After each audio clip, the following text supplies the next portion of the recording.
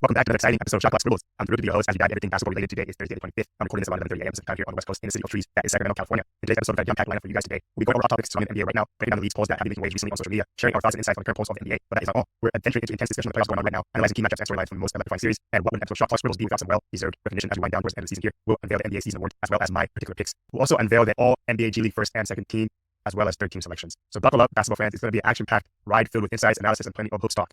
Let's jump right in. We're going to dive into the hot topics around the association going on right now. Let's get right to it. First thing is first, Giannis has been out during his playoffs. Game 2, Pacers won. Game 1, Bucks won, to the heroics of Damian Lillard going crazy and going ham on the three-point ball. There's just no way you can guard that. Has been not practicing at all with the team, which is not a welcoming sign, especially early in the playoffs. I am not a scientist in any shape or form, but we've talked about this on the pod before. The way that Ugo's body is constructed, it is made to be very explosive on both ends of the floor. He gives 150%. We've talked about that. With him being injured right now, with that type of injury that he has with the Achilles, it is just very cautious because we've seen in the past it takes a lot of time for the Achilles to really ramp up. If you're a guard, maybe you come back a little bit sooner. We saw what happened to KD in the playoffs several years ago. It's a thing with the Bucks. They need to be cautious. They did everything they can to make him happy. They got him a new head coach. They got him a big star. You're building around Giannis as it is right now because that is the thing to do. But with him, I think you shut it down for the rest of the season. There's no need to make things worse as time goes by in the future. That is my quick thought on that. We're going to move on now to Sixth Man of the Year. Recently, this just got unveiled yesterday on Wednesday on TNT with Shaq doing the honors. Naz Reid wins Sixth Man of the Year, getting 45 first place votes, 39 second place votes, 10 third place votes, with a grand total of 352. Malik Monk misses out. He only needed 3 more first place votes to win this award. In my opinion, he did get robbed on this award. The other players that were on the list, Bobby Portis, Milwaukee Bucks, Norman Powell, LA Clippers, Bogdan Bogdanovic, Atlanta. Those were the other players that are in the top 5. In my opinion, Malik should have won this award. We'll look at Malik's numbers this season. 72 games. He did get injured towards the very end of the season. It might be a thing of where the NBA wanted to honor team success with the Timberwolves getting in the top 3 in the West and the Kings finishing out at 9th. I don't know if that hurt his chances, but I think it's something to do with that. But let's look at his numbers this season. He averaged 15.4 points per game, which is a career high. 5.1 assists per game, career high. He was first in bench points, and that is 1,110. He was first in clutch bench points at 98. And he had 25 games scoring 20-plus points for his ball club right here in Sacramento. He deserves to win this award. He did everything he could to win this award. If he doesn't get injured, if the Kings have a better seeding, does he win this award? I really think that it's probably somebody that wasn't watching too many Sacramento Kings games this season, and that is that. We're going to move on to Nike winning the Caitlin Clark sweepstakes and speak about that real quick. Nike won the Caitlin Clark sweepstake at $28 million over 4 years for her. $3.5 million is what that comes down to for her, including a signature shoe, which they are probably making right now. Let's take a look at what other companies offered her. In my honest fucking opinion, these companies are so mental. Why are you offering this kind of money to a once-in-a-generational player? This is tantamount to LeBron entering the league at his time. When I look at this, of course, Nike probably has the most money to offer, and that's the shoe that she's been wearing too, so that definitely helps you. But Under Armour offered 4 years for $16 million. She would be getting paid a little bit more per year, but not as much. as far as that. Adidas offered 4 years at $6 million. Are you kidding me? Why are you offering such low numbers? This is almost an insult. If you're Caitlin Clark, the management team and the family, you're like, what? Are you serious? Did you just not see the numbers I just did? And what baller I am right now? Come on. And then let's talk about Puma. Puma walked away when informed the bidding war would begin at $3 million. Like, for a company, this German company here, same with Adidas, to walk away from that doesn't really make sense. You're getting a lot of players to jump on the ship. You're getting a lot more players in different sports. As far as Puma, it's getting more popular. But why are you walking away from this? This is once in a lifetime player that you're going to see go through the league like this. She did the right thing. She went with the right company, and she's already been wearing the shoe. Like I already said, she wears Kobe's a lot. Makes sense. Looking forward to the shoe that she comes out with. Also, in speaking about this too, I believe that Asia with the Las Vegas Aces deserves her own signature shoe as well. I don't know why it's taken so long for her to get that. She's definitely deserved that. Back-to-back champions, MVP, like come on. So that is my 2 cents on that. All right, next in case here. The Heat beat the Celtics last night on Wednesday. The Celtics lost 111 to 101. And I looked at Jimmy Butler's Instagram post that he made. I believe that was before the game. That's one thing with the Heat is you should never underestimate a team coached by under Eric Spoelstra. We've talked about this in the pod in the past. The Heat culture is a thing. I did see it in person. It is a thing 100%. With game number 2 here in Boston and Jimmy being out for the foreseeable future, it was Hero who was the hero. With 24 points, shooting 55% from 3.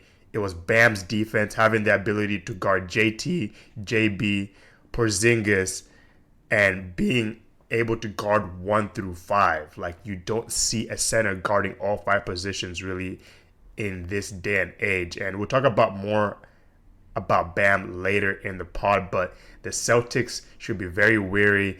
Do I think they still win this series? Yes, I still am confident they're going to win this series, but this should be a caution to them that this is not going to be a walk in the park for them. They're going to have to work hard. Every single game is important. This probably goes to 4 or 5 games, maybe, at the very max. And while we're talking about the Heat real quick, Tyler Hero, I think, is the player that they can build around. He showed that in the first 2 games. He's been injured this season. I believe his foot or his knee or something like that. He has been limited as far as games this season. But this is a very welcoming sign for the Heat in where, hey, Jimmy Butler is not always very healthy, and this Heat roster in general is never really healthy. Apart from Bam Adebayo, which he is constantly available, the big man for his team. If you're the Heat, you look at Tyler Hero and say, hey, like, all right, let's make this team about Tyler Hero. Next, I wanted to speak about a few teams that were bounced out of the playoffs. That is the Kings, the Warriors, the Hawks, Bulls. And I wanted to speak about each team, how their season went, and what they can do as far as moving forward here. Let's start off with the Kings. So the Kings really had the backs against the wall, 0-5 against the Pelicans this season, and they made it 6 last week. The Kings really had a good season, but I feel like with them, they just lost a lot of games that were so close, or games that they should have won, and they ended up losing to teams that they had no business losing to at all. And those games really could have helped them out in having a higher seeding, maybe even getting home court advantage. But with them losing the game against the Knicks, coming back at home, losing to the Suns, those games really hurt them late in the season. Having your shooting guard in Kevin Huerter being hurt, and then your other guard in Malik Monk, who you rely on to get you at least 15 to 20 points per game, it really hurt them. So as far as you, the Kings, tough climb up, even with Zion being out of the lineup. They've beat you up all season. They had your number. They have a lot more size than you, and that is that. And the Kings have big decisions to make in the offseason. Jody Fernandez, the head assistant coach, is headed over to Brooklyn. So who do you replace him with if you're Mike and his staff? What do you do with the 13th pick that you have this year in where the draft class is not so great? Do you trade this pick for a star player? What do you do? Feel free to chime in on this chat, guys. What do you guys think the Kings should do as far as who they should pick up? They really need a long three right now. The way that the West is constructed as far as size, they also need a little bit more length and the backup for a center. If you're going to go up against the Pelicans again next year, you're going to be in for a rude awakening that you don't have enough size. Alex Len and JaVale McGee cannot be your backups in the crisis of times, in my opinion. Let's move on to the Warriors. So the Warriors really shot themselves in the foot all year. Steph carried them all year, and he was gassed in that playing game against the Kings the other week. If you're the Warriors, you pay Kuminga this offseason, you lock him up, you get rid of CP3, who will be on the books for about $30 million, which is just insane. Hey, got to get your money, I get it. Get rid of Wiggins. But he has not been that 2022 player that we saw in the playoffs at all. It's time to get rid of him. He was two-way Wiggs, being a great defensive asset, and then also on the offensive end, both sides of the ball. But you get rid of him, that's a lot of money that you're also paying him. You keep developing the rookie in Brendan, and if Clay doesn't agree to a mid-level deal, then you look for other players that can and will and is accepting of that mid-level deal, because there's no way that he's going to get a max. He's been going back and forth in his head, I know, about this all season, and even in his post-game conference to end the season, he laughed and all that. Let's see what they end up doing. Let's move on. We're going to speak about the Hawks. They lost against the Bulls, and it happened the other week. I just feel like the way that the roster is constructed, they need some tweaks, and even towards late in the season when Trey was injured, if you're the ownership and front office, you build the team around DeJounte Murray. It's that simple. I hope you guys saw that in these playoffs. He is your star player. He should be your cornerstone. Build around him. You have some great blocks in Bogdanovic and a couple of other players on that roster, Sadiq Bey. But you get rid of Trey because, let's just be honest, the two players cannot coexist at the moment. They're ball-dominant guards that need the ball in their hands all the time. Possession in, possession out. It's rumored that Trey will be headed to LA with the Lakers. Let's see how that all shapes up. It's already been rumored that the Spurs do not see him as a fit with Victor Wembanyama, so more on that this offseason. All right, last but not least is the Chicago Bulls, the team leading attendance in the association at 20K and some change per game. Their season ends in South Beach as the Heat were just too tough for them. If you would have beat the Heat, you would have moved on and played the Celtics in where you would have been up against the Rock anyway. So it is what it is. We talked about that in the pod before, that the Bulls might be getting Lonzo back next season. That's still a question mark if he's ever still going to be healthy, because there was that one time that we saw the Bulls being very good 2 years ago, leading into the winter break around that time. We've talked about this in the past. There's still questions over Zach LaVine, what the team is going to do with Zach. Has been injured all season long, tearing his ACL. With DeMar this offseason as well, what do you do with him? Do you keep him? Do you pay him? What do you do? Because in my opinion here, you pay Kobe White, who was a most improved candidate this year, and let's see what this team does moving forward here. So next, we're going to be talking about Jontay Porter and the result that he has been banished from the league. Just a quick excerpt from the press release out of New York. In addition, from January through March 2024, while traveling with the Raptors or Raptors 905, the Raptors NBA G League affiliate, Porter placed at least 13 bets on NBA games using an associate's online betting account. These bets ranged in size from $15,000 to $22,000 for a total of $54,000. The total payout from these bets was $76,000, resulting in net winnings of $22,000. None of the bets involved any game in which Porter played. 3 of the bets were multi-game parlay bets that included one Raptors game in which Porter bet that the Raptors would lose. All 3 bets lost. Closed quote. This is something that was bound to happen, and Adam Silver is making Jontay a prime example of players and why they should not do something like this, because what you look like fumbling a bag when you're making $2.3 million to win $22,000. What are you doing? Come on, bro. It's not that hard. Are you in the hole so much that you had to do this? Were you in the hole more than 2.3 million? This is not a good look. This should be a warning for any players that you should not be doing this, because you will get banished from the league. You're basically fumbling a bag.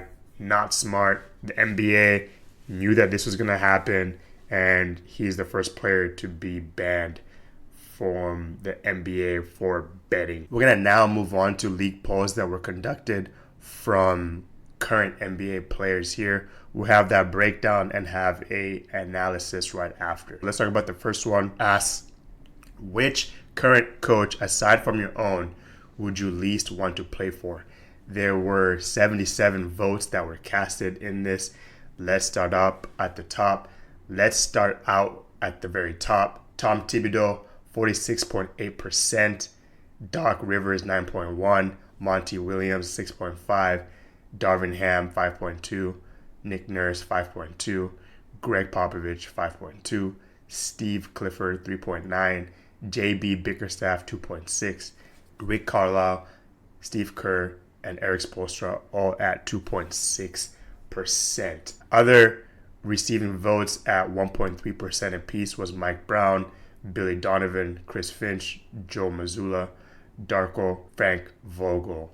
In my quick thoughts here, it should be no surprise Tom Thibodeau is at the very top, but you know what? His team is doing good. They're up 2-0 right now against the 76ers in that crazy game 2, which we'll talk about in a little bit here. Next, we have Doc Rivers. Doc recently got the Bucks head coaching job. He is an NBA champion with the Boston Celtics 2008 season. I just think that Doc is in no shape or form should be coaching right now, because the players are not relatable to him at all. Darvin Ham gets on this list. He's gotten a lot of criticism this year for his coaching and his coaching staff. Nick Nurse, Greg Popovich, come on, man. Greg has a lot of championships, but also the way that he coaches and the way that the Spurs organization is ran, it's not really for everybody at all, like Steven Jackson on All the Smoke talks about in his podcast with other guests. Steve Clifford, I just think those guys had a shitty winning percentage. JB Bickerstaff, I don't really know why JB is on this list. I feel like he's a good coach. People were out for his head to be out as the Cavs head coach. Steve Kerr, Eric Spoelstra, those guys are all winners too. I don't really know why those guys are on this list. Next, we're going to have the question that asks, who's the league's most overrated players? So 81 votes were casted on this. The players are Rudy Gobert at 13.6%, Jordan Poole 8.6%, Trae Young 7.4%, Dylan Brooks 4.9%, matched up with James Harden as well at that 4.9%, Bradley Beal, John Collins, Tyrese Halliburton, Julius Randle, Karl Anthony Towns all earning 3.7%, Patrick Beverley, AD, Domas, and Jason Tatum at 2.5%. Other players that were received on this from The Athletic here was Bam Adebayo, 1.2%, along with these other players: Mikal Bridges, Jaylen Brown, Jimmy Butler, Alex Caruso, DeMar DeRozan, Luka, JoJo, Evan Fournier, Draymond, Tyler Hero, Triple J in Memphis, Keldon Johnson, Jaden McDaniels, Donovan Mitchell, Chris Paul, Ben Simmons, David Vassell, and Grant Williams. So, in my thoughts, it's not really a surprise that Rudy's at the top. A lot of people think he's soft, overrated, and overpaid. But the man is special for his team and helps his team win ball games night in and night out. But my question is, how did Luka, Caruso, Spida receive votes for this specific category? Those guys are ballers. Those guys should not be on this list at all. Exciting roster to unveil here. The 2024 USA Men's National Team roster was unveiled just the other week, and I have that list here. Bam Adebayo, Devin Booker, Steph Curry, Anthony Davis, Kevin Durant, Anthony Edwards, JoJo, Tyrese Halliburton, Drew Holiday, LeBron James, Kawhi Leonard, Jason Tatum. What are you guys' thoughts? Anybody should be omitted from this list? Is there somebody that deserves to be on this list? Let your thoughts be known right below in the comments. And do you guys think that these guys are going to win gold in Paris this summer? In this section of the pod, we're going to be talking about quick numbers regarding teams and players in the association. Let's start off with the fan favorites this season. The starting 5 most watched player highlights this season are LeBron James, Steph Curry, Victor Luka, and Giannis. That is that list there. This list should not really surprise anybody. We see the Europeans dominating in this category thanks to players like Toni Kukoc, Dirk Nowitzki, and others for really laying down their foundation right now with the NBA and how it is. Next category, top selling NBA merchandise. Number 1, Lakers. 2, Boston Celtics. 3, Golden State Warriors. 4, Bucks. 5, Bulls. 6, Sixers. 7, Knicks. 8, Suns. 9, Spurs. 10, Nuggets.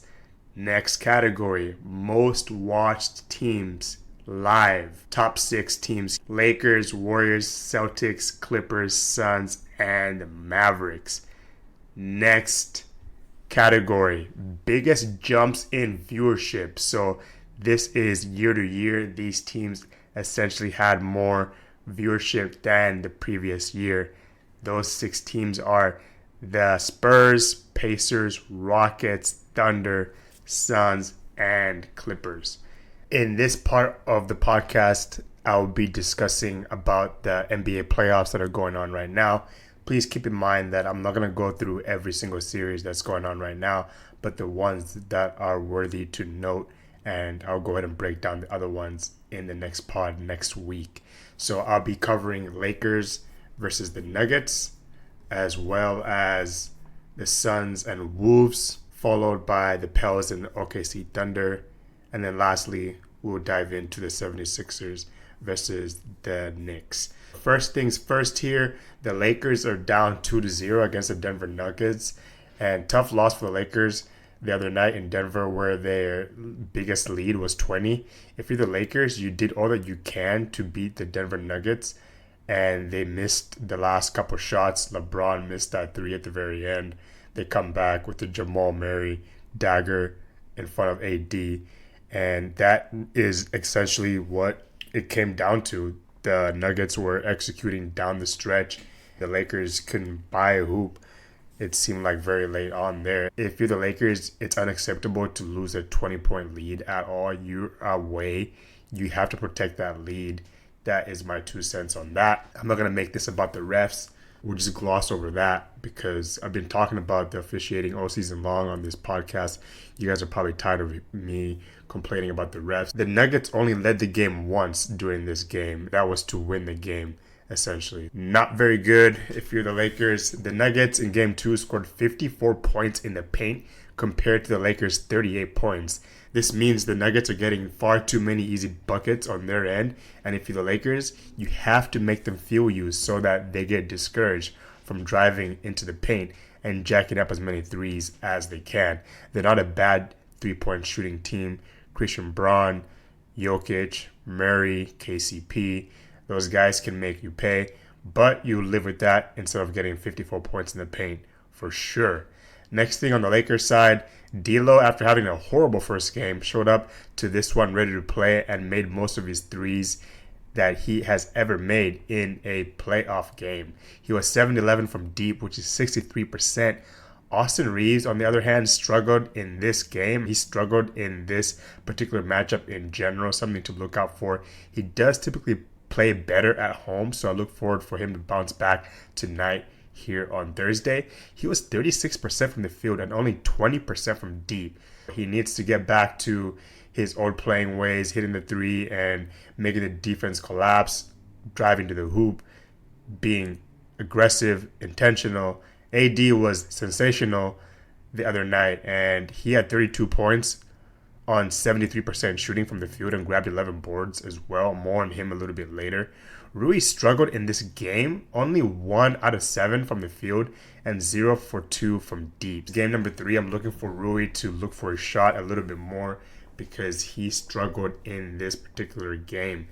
And I think with the Lakers, they can still make this series competitive when they go back home tonight.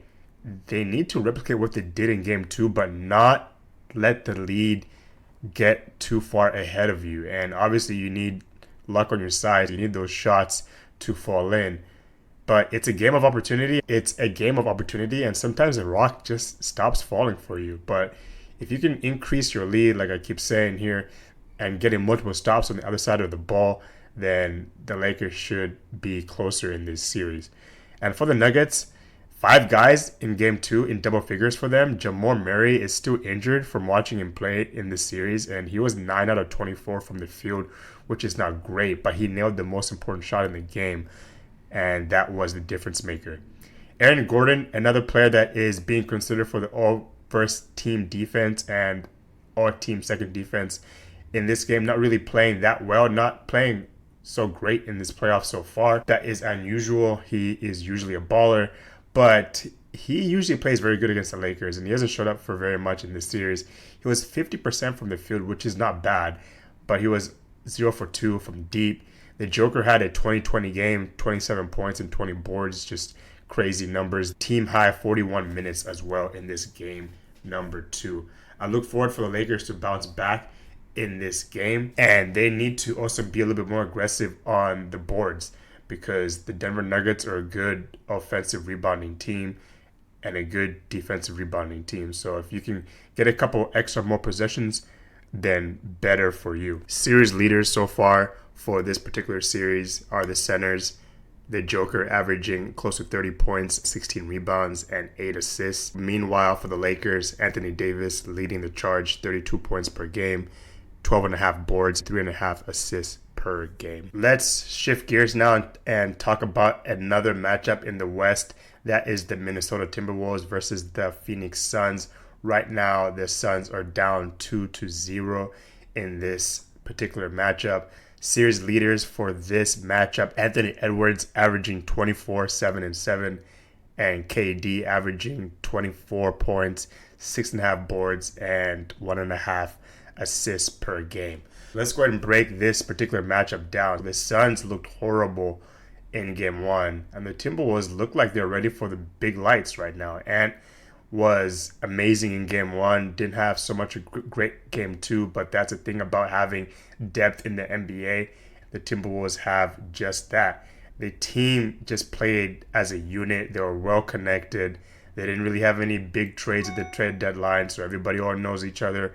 They're on a nice beat right now, and it's going to be very tough to beat these Minnesota Timberwolves. And as far as right now, series averages points, Minnesota Timberwolves are averaging close to 113 points per game, 45.5 boards, 24.5 assists. On the other side, the Phoenix Suns are struggling. They haven't gotten a game over 100 points, so good defense from the Minnesota Timberwolves. 34.5 boards, 17.5 assists. All those numbers, they are down from the Minnesota Timberwolves. And do I think Phoenix is going to win this series? I did have them to win this series. They can make it close like the Lakers series as well, but it's going to be really hard to beat this particular team the way that they are constructed. Michael Conley Jr., Rudy Gobert, you have another player in Jaden McDaniels having 25 points in the particular game recently. And Ant wasn't good in the second game, but we all know what he's capable of doing. Of course, he didn't really play that well when he went up against the Phoenix Suns during the regular season. But Anthony Edwards, he's going to talk shit as he did to KD, calling him old man and time and place for the league right now. It's basically for the young gunners, as the new sheriff is in town here. But if they have any chance of winning this series, if you're the Phoenix Suns, they need to feed Durant more. Durant cannot be getting 15 shots off as he did last game, getting 18 points. That is not acceptable. You need your big man to score more points than that. The Phoenix Suns, like we've been saying all year long, they are not a team that has a lot of depth. Of course, you have Aaron Gordon that had 15 points coming off the bench. That's the only really help that they had. Grayson Allen went down on that same ankle he injured before, and it's not a good look for the league leader in the 3-ball at all. Eric Gordon, towards the back end of his career, right now, that is not going to do it if he's going to be your sixth man at all. And like we talked about KD putting up 15 shots, that's unacceptable. Same thing with Brandon Ingram with the Pelicans, which we'll be talking about in just a moment here. But if you're Brad as well, you can't be going 6 out of 17 from the field. That's Bradley Beal. You need more production than that. You need Booker to come out a lot more firing than this. They typically play very good at home, so I look for them to bounce back. I think they'll get one back at home. They need to protect home court for sure. Royce O'Neal, a player that got brought over from Brooklyn, I did say it was a good trade, but he had a big donut in game number 2 in terms of points. Next matchup we're going to speak about is the New Orleans Pelicans versus the OKC Thunder. This is the third and last one I am talking about on the West before I move on to the East. But OKC Thunder lead this series 2-0. Series averages right now, Thunder averaging 109 points, 40.5 rebounds, and 23. The Pelicans on the other side are struggling, under 100 points, 92 points per game, 43.5 boards, and 19 assists. Series leader so far for the Thunder, it's going to be the MVP candidate, SGA, 30.5 points per game, 4.5 rebounds and assists. For the Pels, we have the big man in JV, Jonas Valanciunas, averaging 16, 13.5, and 2 assists per game so far. That is the biggest thing for these Pels. They are not getting enough points, nothing over 100 so far. Again, but you really do not have enough offense and firepower right now for the Pelicans, especially having Zion out in this series. And that's really what it's coming down to. Although you lose the last game that you just had here by close to 10 points or so, first game you lose by a few points, you were just one heave away from getting close. This matchup between these two teams on Sunday, I'll talk about game number 1 here, and I felt like it remained pretty close throughout. I think Lou Dort really disrupted Brandon Ingram and harassed him all night. He's giving up a lot of size with him, but I think the Thunder's game plan was really spot on. Make somebody else other than BI beat you. And with a couple plays down the stretch, we saw CJ take the last shot, which drew back Iron. I would have liked the ball to be in BI's hands personally, but I get it. He was locked up all night by Lou Dort, who is part of the pool for all defensive team first and second this year. Another point is the Thunder are a good 3-point shooting team. They're ranked first in the league in that category, as well as offensive rating of 3rd and defensive rating of 4th. That's a recipe really for a championship team. Like we've talked about before, you want to be in the top 10 when it comes to offense and defense all throughout. And SGA struggled in game 1, but he was able to get the tough and 1 to go with about 30 seconds left to go. That was really the difference maker down the stretch. He did have a better game number 2 just most recently. Speaking about Zach Lowe and his comments recently, I think on his podcast, was starting Herb Jones and Trey Murphy III is what they need to do for these New Orleans Pelicans. And I don't think so. The Pels have a decision to make in the offseason, and I think one of these guys gets shipped away. You can't really have 2 of these guys. Your payroll is very heavy right now with CJ and Zion at this particular time. I would keep Trey Murphy. If I was to choose one of the 2 guys, I would honestly keep Trey Murphy. He's a younger asset. I just feel like his potential is a lot higher than Herb Jones. I would just keep Trey Murphy if I was the Pels. All right, let's move on to the East because we haven't really covered the East. Sorry about you folks that are East Coast lovers or have a team in the East. We'll talk a little bit more about the East teams on the next podcast here, but we're going to be speaking about the 76ers versus the New York Knicks. Game 2 between these two was very ugly down the stretch. I felt like the 76ers had no business losing this particular game, and it was very ugly at the very end there. Jalen Brunson struggled to shoot the ball all night, and you would think that if JB is not hitting his shots, the Knicks lose, but that's not the case. He did hit the three very late in the game, which helped him win this game, but it was a late scramble at the end of the game. 76ers say they called a timeout several times. 2-minute report comes out that Nick Nurse did call a timeout with a few seconds left, and they never called it. If you're the 76ers, you're pretty mad, as we saw JoJo in his post-game conference in the locker room there.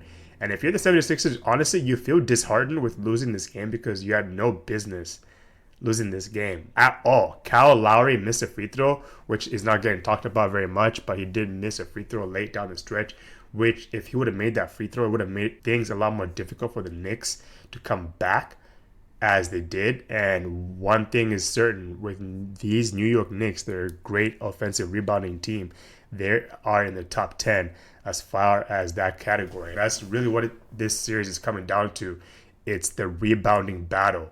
I have a press release here, quote, "The Knicks absolutely destroyed the Sixers on the glass in Game 1, turning 23 offensive rebounds into 26 second chance points. The 76ers did a much better job in Game 2, with New York totaling 12 offensive rebounds and just 12 second chance points, but Philly needed those numbers to be 11 and 9. Even despite the backcourt turnover, they win the game if they get a body on Hartenstein and rebound DiVincenzo's initial miss. In the end, the 76ers collected 49.1% of the available rebounds on Monday." Here's a quote from Tyrese Maxey, most improved player of the year. "If we win the rebounding battle in that game," Maxey said, "we win the game." Closed quote. So I still think the 76ers can still win this series, because overall, I think they're the better team and have the better individuals, but the Knicks just play like they want it more, man. It seems like they're a lot more grimier, more grittier. It's a Tim Thibodeau team. They're going to play it very hard every single night. That is essentially what we're seeing here. Let's talk about series averages and leaders.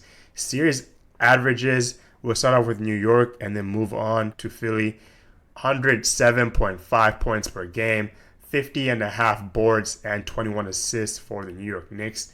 For the 76ers, they're averaging 102.5 points, 38.5 rebounds, and 21.5 assists per game. The thing that definitely stands out in this is just the rebound discrepancy. They're close to 11 more boards than the other team.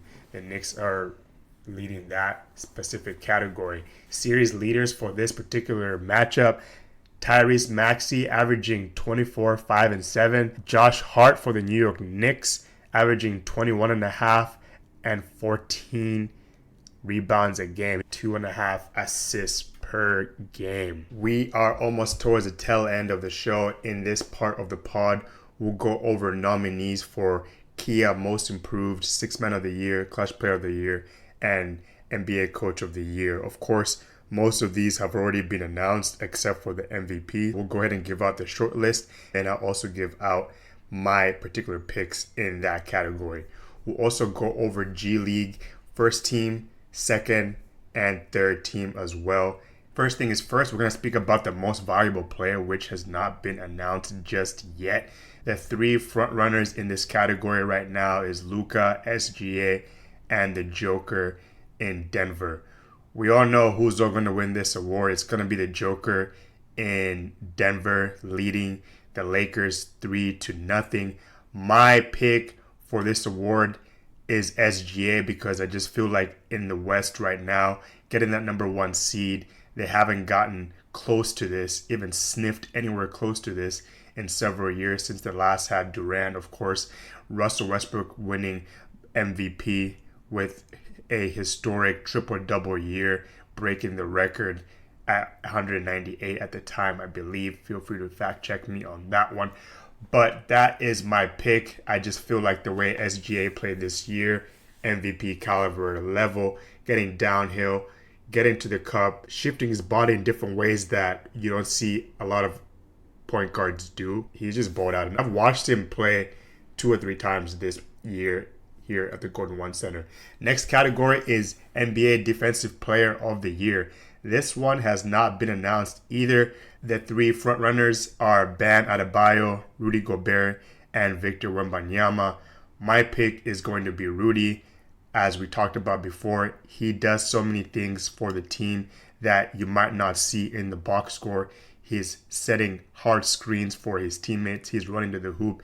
He's getting up and down the court in a way of a center where we've never really seen it before.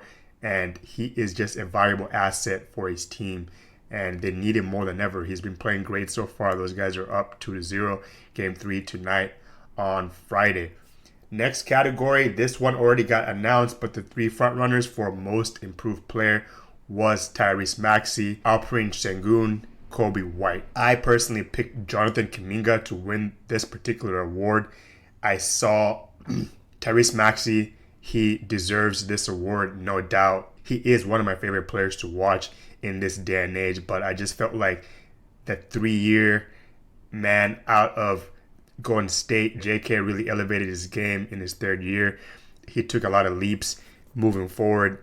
He was on the bench to begin the season. He got into that starting role in the middle of the season. Him and Steve Kerr went back and forth all year. He is due for a nice payday this summer.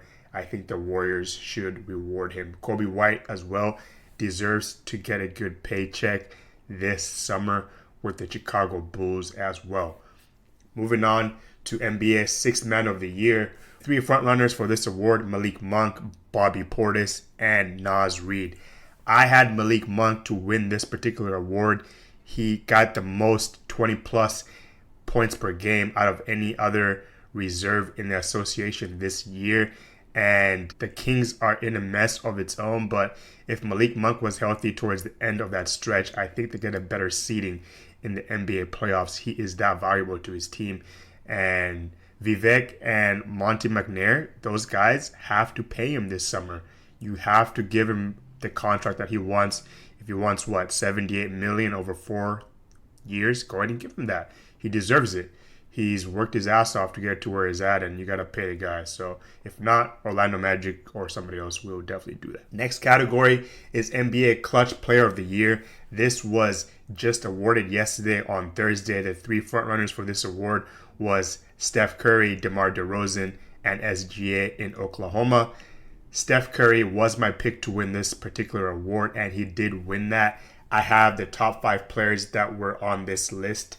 Let's take a look at the voting. Steph Curry got 45 first place votes, 18 second place votes, 19 third place votes for a total of 298. The next guy behind him, DeMar DeRozan in Chicago, had 34 first place votes, 27 second place votes, and 21 third place votes for a grand total of 272. Those 2 guys were the only ones in the 200s. Next best was SGA, the Joker, and then Jalen Brunson as well. And he deserves to be on this list. Steph Curry, I look at it as, who do I trust late down the stretch to win me a game? For me, it has to be the chef. I've seen so many games of him where he just takes over late in the 4th. He just hits clutch buckets in the last few moments of the game. So he deserves it. Congratulations to him. Next category is NBA Coach of the Year. This one is going to get announced on Sunday. That is Coach of the Year. We already know who's going to win it. Basically, that is going to be Mark in OKC. The other frontrunners was Chris Finch and Jamal Mosley in Orlando. My pick, I did have the Oklahoma City Thunder coach winning this award, getting his team to a first place seed in the West, in a conference that is more competitive than ever. So congrats to Mark. He's going to get this award, and deservedly so. We're going to now shift gears. We have to give some love to the G League here. I'll be going over all NBA G League first team, second, and third. Let's begin with the third team here. J.D. Davison, Ethan Thompson, Adama Sanogo with the Windy City Bulls, Jamias Ramsey. Those guys were winners from the Oklahoma City Blue. Elfrid Payton with the Mad Ants, former NBA man. We're going to shift now to the second team, Trevline Queen, Mason Jones right here in Stockton, California, just down the way on Highway 5. Malcolm Hill, Justin Champagne, and Darius Baisley. Those guys round up the second team. And can I get a drum roll, please? All NBA first team here. We have back-to-back slam dunk champion Mac McClung, Alondas Williams, Jason Preston with Salt Lake City, Kenneth Lofton Jr., and Oscar Shibwe. Those guys deserve this award, and congratulations to every single guy on this particular list.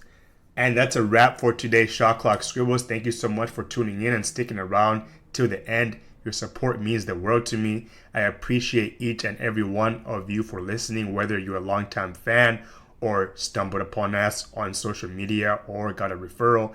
Your enthusiasm keeps us going. Don't forget to subscribe to our channel so you never miss an episode. And if you enjoyed today's show, would love it if you could give us a review on your favorite podcast platform. Your feedback helps us improve and reach even more listeners. Spread the love by sharing our episodes on all of your favorite platforms. Every like, share, and comment helps us grow our community. Stay tuned because the 15th episode is dropping next week, and we've got some exciting content in store for you. Until then, take care, stay curious, and keep those creative juices flowing.